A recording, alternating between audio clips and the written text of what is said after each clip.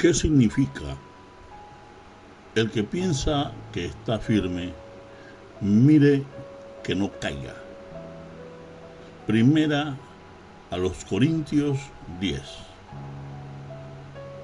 Amados amigos y hermanos, el capítulo 10 de la primera epístola a los Corintios presenta una de las advertencias espirituales más serias del apóstol Pablo. Israel experimentó milagros extraordinarios, estuvieron bajo la nube, atravesaron el mar, comieron alimento espiritual, o sea, el maná, y bebieron de la roca que representaba a Jesucristo. Sin embargo, a pesar de haber visto el poder de Dios, muchos cayeron en idolatría, inmoralidad, murmuración y rebeldía.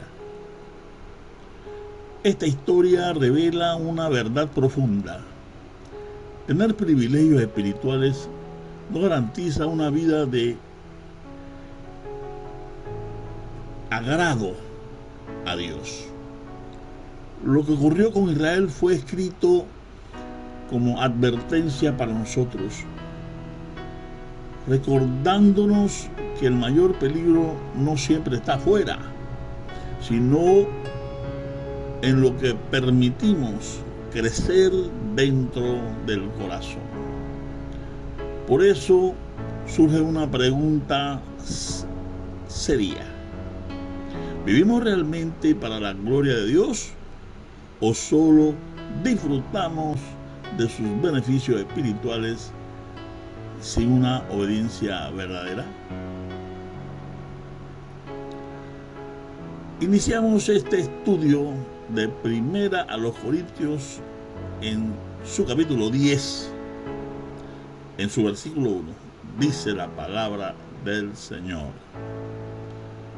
porque no quiero, hermanos, que ignoréis que nuestros padres todos estuvieron bajo la nube y todos pasaron el mar y todos en Moisés fueron bautizados en la nube y en el mar, y todos comieron el mismo alimento espiritual y todos bebieron la misma bebida espiritual, porque bebían de la roca espiritual que los seguía, y la roca era Jesucristo.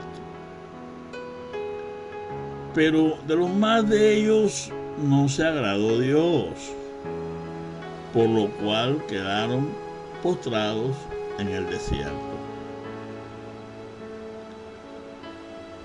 Mis amados, aunque Israel experimentó milagros, provisión y la presencia de Cristo, que es la roca espiritual, eso no garantizó que agradaran a Dios. Muchos tuvieron experiencias espirituales, pero igual cayeron por desobediencia. La enseñanza es que no basta con tener experiencias con Dios.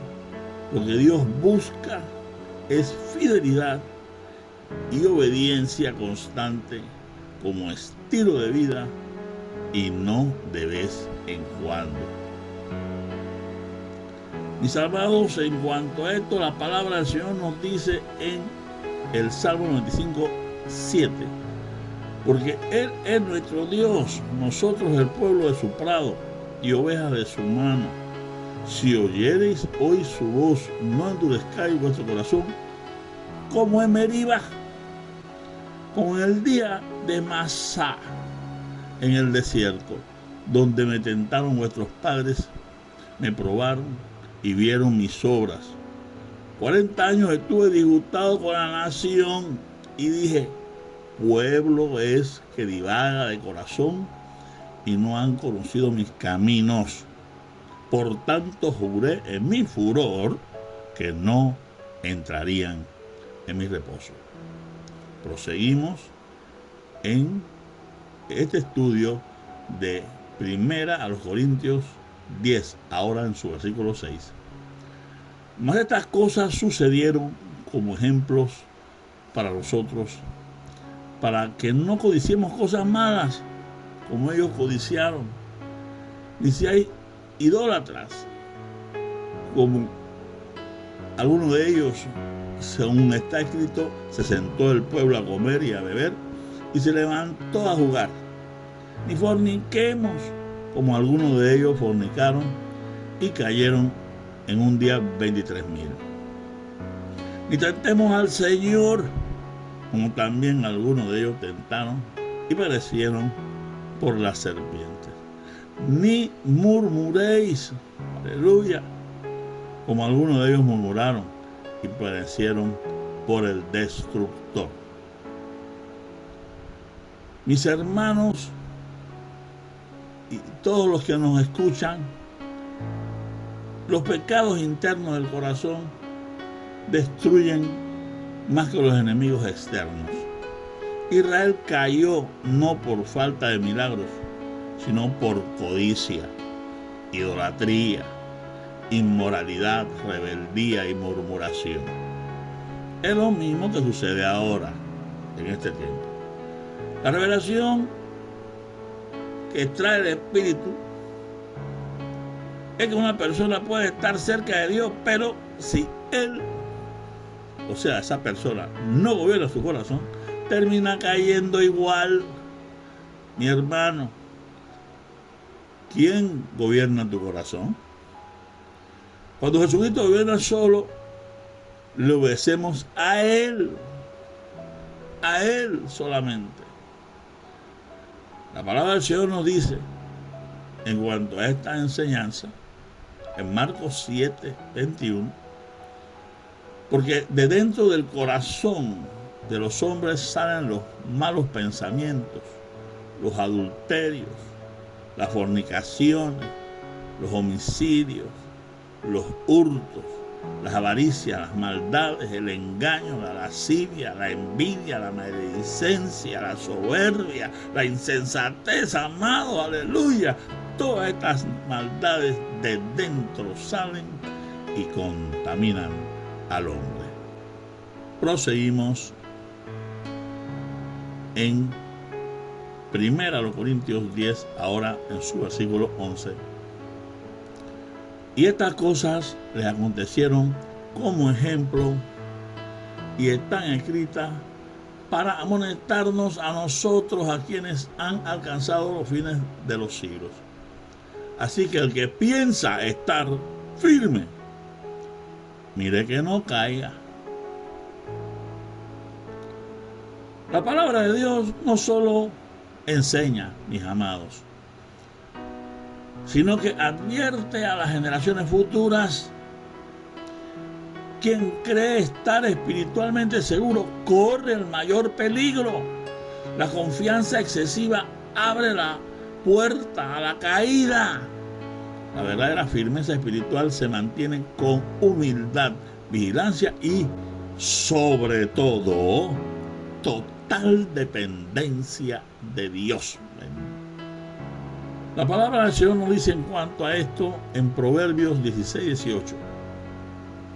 Antes del quebrantamiento es la soberbia, y antes de la caída la altivez de espíritu. Proseguimos en 1 Corintios 10, versículo 13.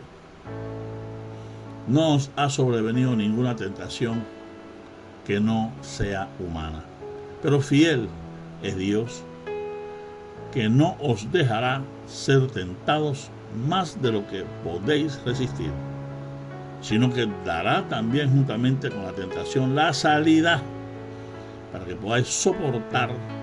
Por tanto, amados míos, huid de la idolatría. Como a sensatos os hablo, juzgad vosotros lo que digo. Mi amigo y hermano, la huida de la idolatría no es solo alejarse de estatuas, sino de cualquier lealtad ideológica que fracture nuestra unión exclusiva con Jesucristo. Dios no es un espectador, sino el arquitecto de tu resistencia. Él calibra cada prueba a la medida exacta de tu capacidad actual. La salida no es escapar del proceso, sino la provisión divina de su potencia para atravesarlo sin quebrarte, garantizando que ninguna circunstancia tenga el poder legal de destruirte.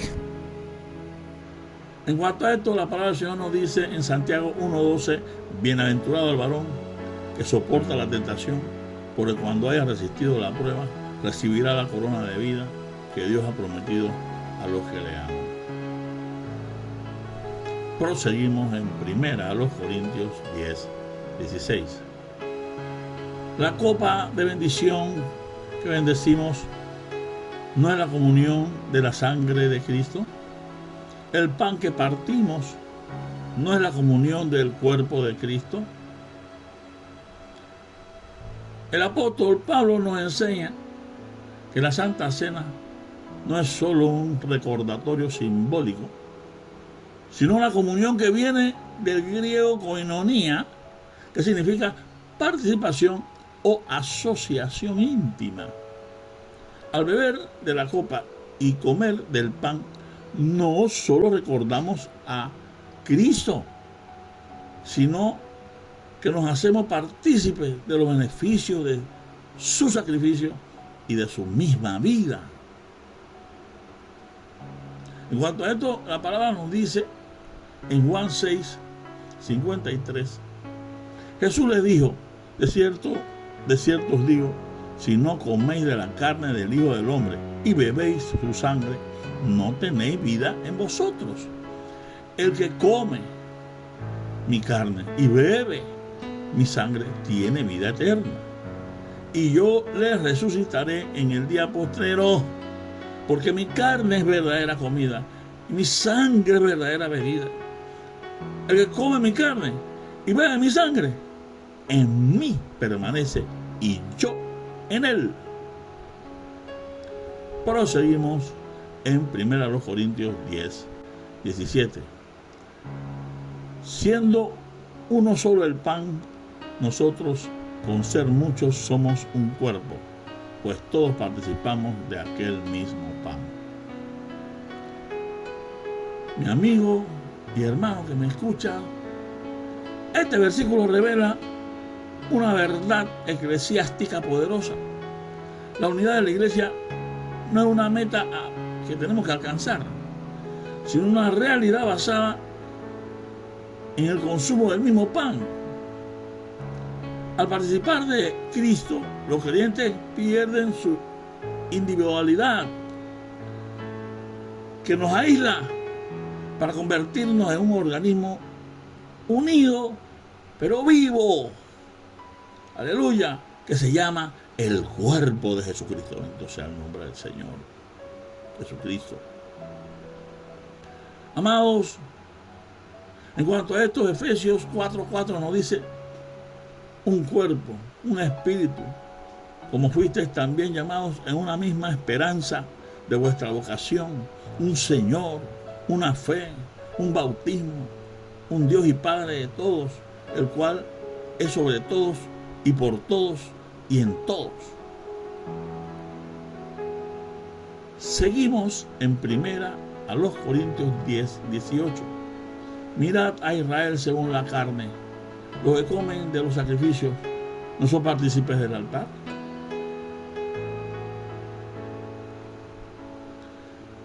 Mis amados, el apóstol establece un principio de exclusividad absoluta. No se puede ser neutral en lo espiritual. No hay un punto mediano. Participar de las prácticas idolátricas o mundanas que sustituyen a Dios no es un acto inofensivo. es entrar en una comunión con fuerzas espirituales contrarias a Dios. Amados, la luz y la tiniebla no comparten la misma mesa. En cuanto a esto, segunda a los Corintios 6:14 nos dice: no os unáis en yugo desigual con los incrédulos. Pues qué compañerismo tiene la justicia con la injusticia, y qué comunión la luz con las tinieblas, y qué concordia Cristo con Belial, o qué parte el creyente con el incrédulo, y qué acuerdo hay entre el templo de Dios y de los ídolos, porque vosotros sois el templo del Dios viviente.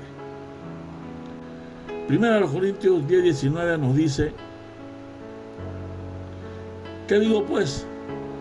¿Que el ídolo es algo, o que sea algo lo que se sacrifica a los ídolos?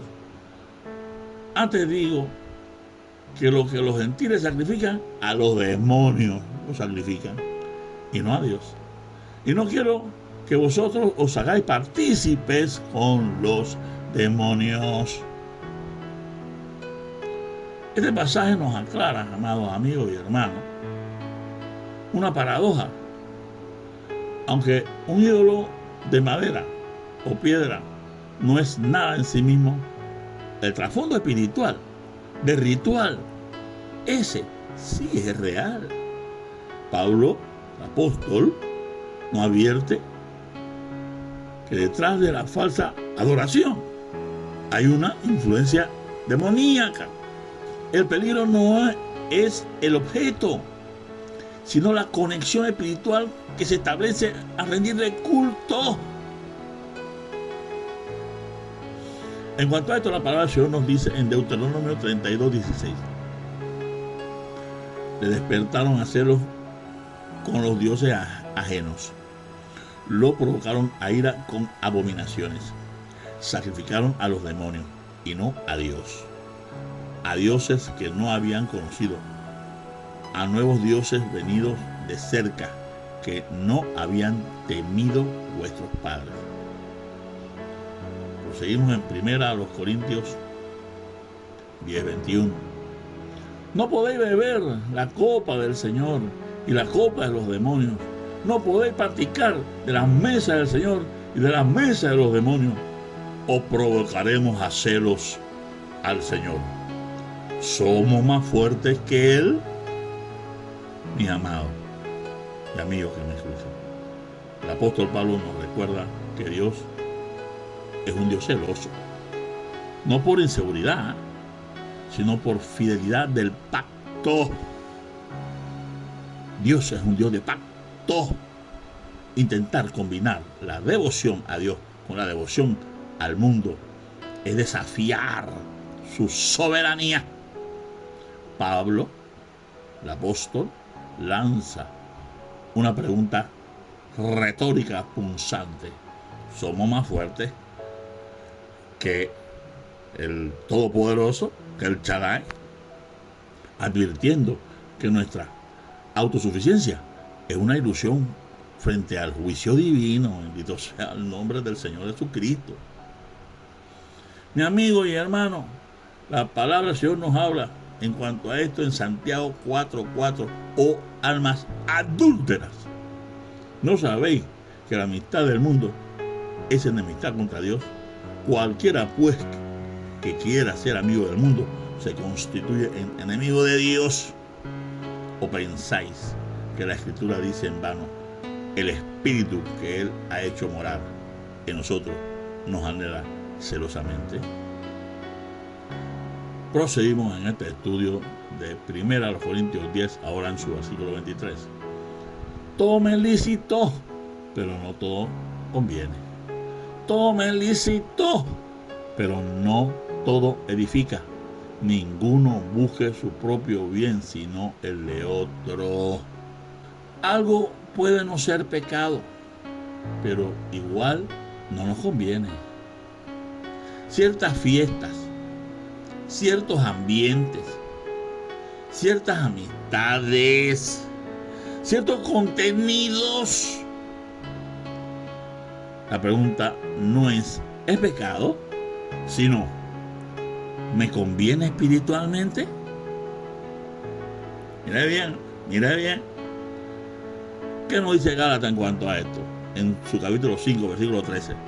Porque vosotros, hermanos, a libertad fuiste llamados.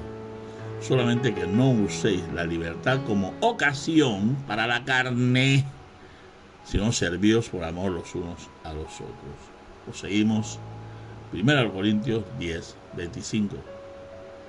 De todo lo que se vende en la carnicería, comed, sin preguntar nada por motivo de conciencia, porque del Señor es la tierra y su plenitud. Si algún incrédulo os invita y queréis ir, de todo lo que os ponga delante, comed, sin preguntar nada por motivo de conciencia. Aquí el apóstol Pablo nos explica, ¿verdad?, sobre lo que es conciencia, porque él establece que para el creyente las reglas dietéticas o el miedo a que un objeto esté contaminado espiritualmente no tienen fundamento propio, porque todo pertenece a Dios. Si recibes algo con gratitud, esa libertad es un derecho que surge de entender que Dios es dueño de toda la creación.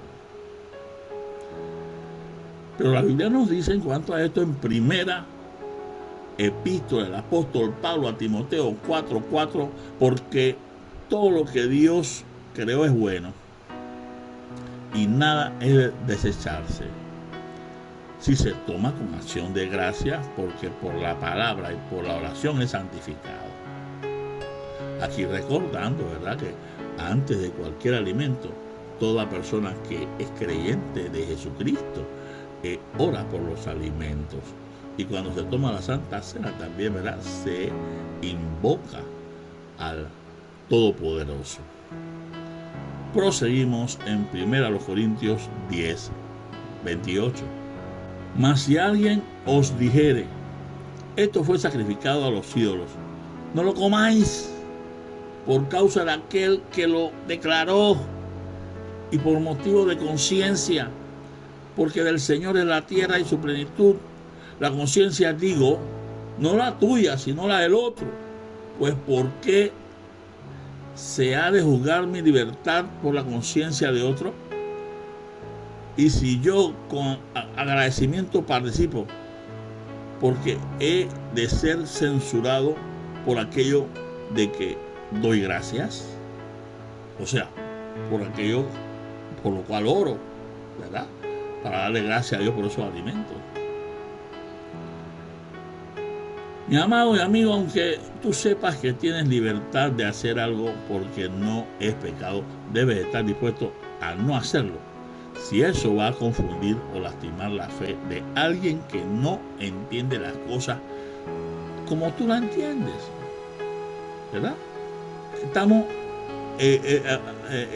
todos nuestros hermanos, la iglesia crece constantemente, pero hay personas que acaban de empezar al conocimiento de la iglesia y no tienen el conocimiento que muchas veces tenemos nosotros, y por eso también tenemos que preocuparnos por nuestros hermanos. En cuanto a esto, la palabra del Señor nos dice en Romanos 14:15, pero si por causa de la comida tu hermano es contristado, ya no andas conforme al amor. No hagas que por la comida tuya se pierda aquel por quien Cristo murió. Y el mismo Romanos 14, pero en su versículo 20 nos dice, no destruya la obra de Dios por causa de la comida. Todas las cosas a la verdad son limpias, pero es malo que el hombre haga tropezar a otros con lo que come. Bueno es no comer carne, ni beber vino, ni nada en que tu hermano tropiece, o se ofenda, o se debilite. Proseguimos en 1 Corintios 10:31. Si pues coméis o bebéis, o hacéis otra cosa, hacedlo todo para la gloria de Dios.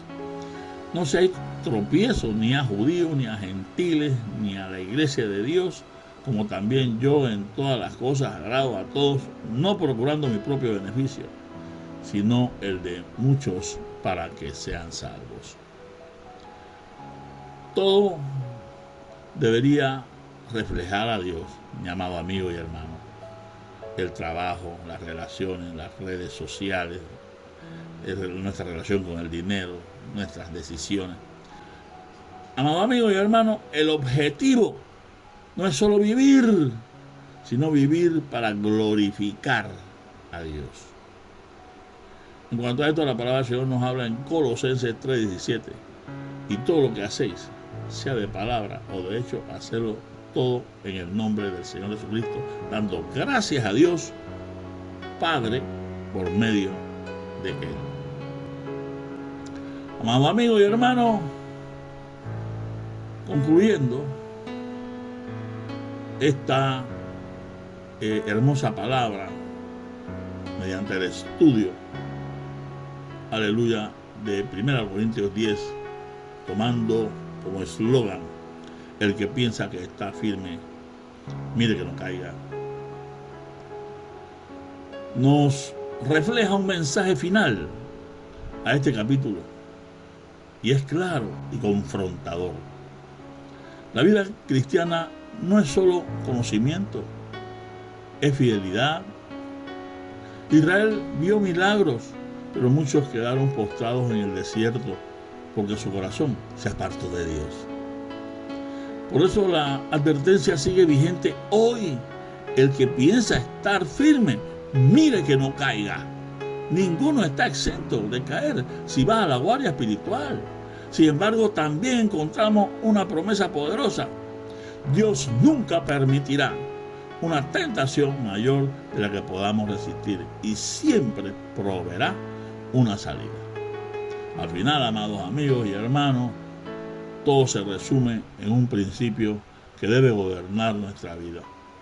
Todo lo que hagamos, comer, beber, trabajar, hablar o vivir, debe hacerse para la gloria de Dios. Cuando vivimos con esa conciencia, evitamos el tropiezo, edificamos a otros y honramos a aquel que nos llamó. Este capítulo nos deja una decisión clara: vivir una fe superficial que termina en el desierto, o vivir una fe consciente que glorifica al Dios vivo. Reciban todos grandes y ricas bendiciones.